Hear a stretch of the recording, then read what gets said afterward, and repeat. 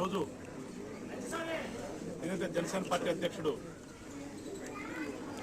తిరుమలలో జరిగినటువంటి అపచారానికి ప్రాయశ్చిత్తం కలగాలని ప్రాయశ్చిత్త దీక్ష మొదలుపెట్టి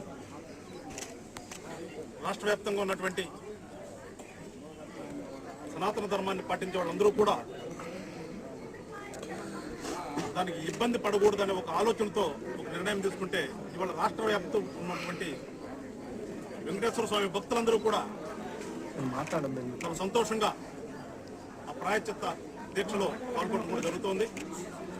దానికి సంబంధించి ఇవాళ వినుకొండ నియోజకవర్గంలో మా జనసేన పార్టీ సమన్వయకర్త నాగశ్రీను ఆధ్వర్యంలో ఇక్కడ పెద్దలు గౌరవనీయులు స్థానిక ఎమ్మెల్యే ఆంజనేయులు గారు, అలానే పెద్దలు మల్లికార్జునరావు గారు, మన ఎంపీ గారు కూడా ఇక్కడికి వచ్చి ఈ యాగంలో పాల్గొనటం జనసేన పార్టీ తరఫున వాళ్ళందరికీ కూడా ధన్యవాదాలు పలుకుతూ, వాళ్ళు ఏదైతే పవన్ కళ్యాణ్ గారు తీసుకున్నారో ఆ నిర్ణయం అనేది ఇది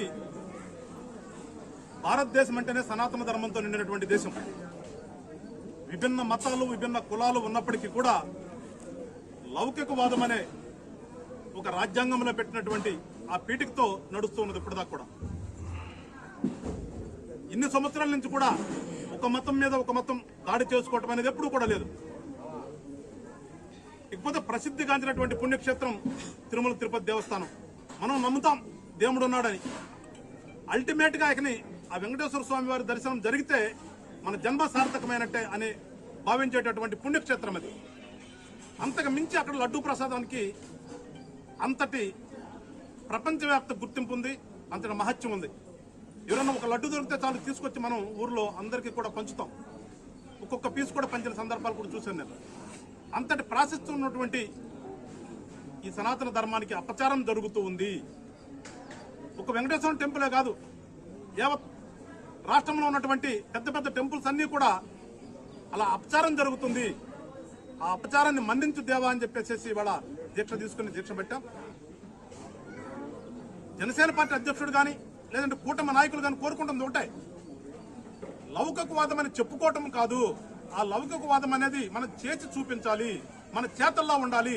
రాజకీయ నాయకులు అంటే అన్ని మతాలని అన్ని కులాలని ప్రేమించాలి తప్పితే మనకు నచ్చిన మతాన్ని మనకు నచ్చినటువంటి కులాన్ని ప్రేమించి కడమ వాళ్ళని ద్వేషించడం కాదు అనే ఒక సిద్ధాంతంతోనే వాళ్ళ పవన్ కళ్యాణ్ గారు దీక్ష చేస్తే దానికి కూడా వేరే మార్గం ఒక్క మార్గం చేసే ఒక ప్రయత్నం చేస్తున్నారు.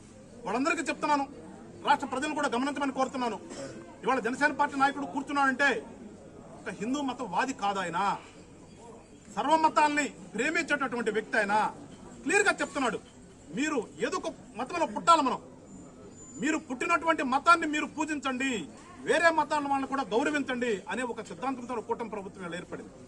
అదేవిధంగా పవన్ కళ్యాణ్ గారు కూడా నేను పుట్టినటువంటి మతంలో నా యొక్క సాంప్రదాయాల ప్రకారం నేను పూజించుకుంటాను, అలాగే కడమ వాళ్ళని కూడా అంతగా మించి ప్రేమిస్తాను, కానీ ద్వేషించడం మంచి పద్ధతి కాదు అని వాళ్ళకి చెప్పడం కోసమే ఇవాళ ఈ దీక్ష తీసుకున్నాడు తప్పితే ఏదో ఒక మతాన్ని వెనకేసుకొచ్చారని చెప్పేసి ఈ భావజాలం లేనటువంటి కొందరు ఎవరైతే మాట్లాడతారో వాళ్ళందరూ కూడా ఒకసారి అర్థం చేసుకోండి.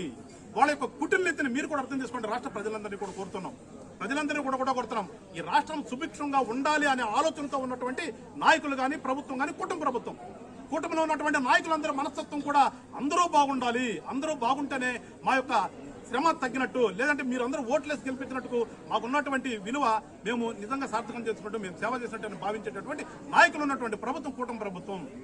గతంలో లాగా కాదు. ఒకసారి ప్రజలందరూ కూడా గమనించండి. రాగద్వేషాలకి మత విద్వేషాలకి ఎక్కడ కూడా పోవద్దు.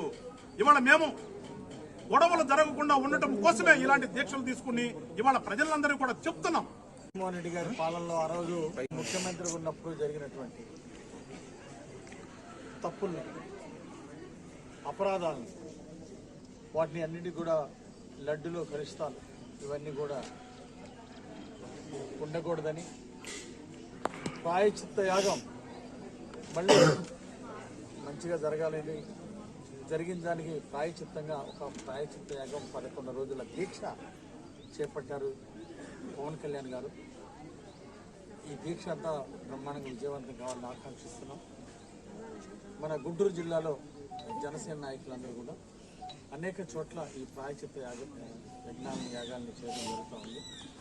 వినుకొండ నియోజకవర్గంలో నాగశ్రీన్ రాయల్ గారు జనసేన సమన్వయకర్త, ఆయన ఇక్కడ పెద్ద ఎత్తున ఇక్కడ పూజా కార్యక్రమాలు, ప్రాయచిత్త యాగం, ఇక్కడ హోమాలు చాలా గొప్పగా చేసినందుకు హృదయపూర్వకంగా అభినందిస్తున్నాం.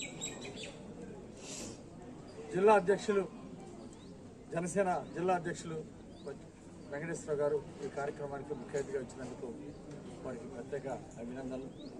కార్యక్రమంలో పాల్గొన్నటువంటి ఎంపీ శ్రీకృష్ణదేవరాయలు గారికి, మాజీ శాసనసభ్యులు బక్కర్ గారికి, ఈరోజు కార్యక్రమంలో పాల్గొన్నటువంటి ఎన్డీఏ నాయకులందరూ కూడా హృదయపూర్వక అభినందనలు. గత ప్రభుత్వంలో, జగన్మోహన్ రెడ్డి ప్రభుత్వంలో దేవాలయాల మీద విధ్వంసాలు చేసిన, విగ్రహాలని విధ్వంసం చేసినప్పుడు ఏ రోజు పట్టించుకోలేదు. ప్రధాన తగలబెట్టినప్పుడు 5 ఏళ్ల పాలన ఏ రోజు పట్టించుకోలేదు. అలాగే క్రిస్టియన్లకి అందరికీ, పాస్టర్స్ అందరికీ పెన్షన్లు ఇస్తానని ఎన్నికలకు ముందు వాగ్దానం చేసి పాస్టర్లకి ఏదో నామమాత్రంగా 1% మెంబర్స్కి ఇచ్చి మోసం చేశారు. క్రిస్టియన్ పాస్టర్లను కూడా మోసం చేసినటువంటి చరిత్ర జగన్మోహన్ రెడ్డి. జగన్మోహన్ రెడ్డి అన్ని మతాలను మోసం చేసినటువంటి వాడు. కారణం, ఆయన నాస్తికుడు, ఏ దేవుణ్ణి నమ్మడు. అదే ఆయనలో ఉన్నటువంటి ప్రత్యేకత. కాబట్టి మన సంస్కృతి, సాంప్రదాయాలు, సనాతన ధర్మాలు ఇవన్నిటికీ వ్యతిరేకం జగన్మోహన్ రెడ్డి. అన్ని మతాలని గౌరవించాల్సిన అవసరం ఉంది. అందరి సాంప్రదాయాలను గౌరవించాల్సినటువంటి అవసరం ఉంది. సనాతన ధర్మాలని, హిందూ, క్రిస్టియన్, ముస్లిమ్స్ ఎవరి మతాల ధర్మాలని వాళ్ళు పాటిస్తారు. వాటిని మనం గౌరవించాల్సినటువంటి బాధ్యత ఉంది. అలాంటిది ఒక నాస్తికుడు, అలాగే ఒక అవినీతి పరుడు, ఒక అరాచకాలు చేసినటువంటి గత ముఖ్యమంత్రి జగన్మోహన్ రెడ్డి లడ్డులో కూడా కలిసాలు చేయడం ఎంత దుర్మార్గం. ఎందుకు కలిసాలు చేశారు? లడ్డులో జంతువులు కొవ్వు కలిపి అపవిత్రం చేసినందుకే ఈరోజు పవన్ కళ్యాణ్ గారు ఈ ఈ ఈ ప్రాయచిత్త యాగం చేయాల్సిన పరిస్థితి వచ్చింది. అందుకే అంతా జరుగుతూ ఉంది. కాబట్టి ప్రాయచిత్తం జరుగుతూ ఉంది. మళ్ళీ అక్కడంతా కూడా